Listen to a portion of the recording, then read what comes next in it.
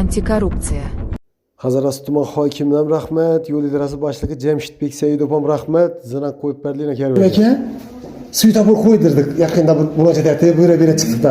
Shuni teni o'nga buriladigan zinak qo'yib berdi dedim-ki, yo'l idarasina, начальникка yana neden iltimos etdim. Ana Assalomu alaykum hurmatli kuzatuvchilar. Hazarasi tuman hokimiga katta rahmat, hamda yo'l idarasining boshlig'i Jamshidbekka katta rahmat.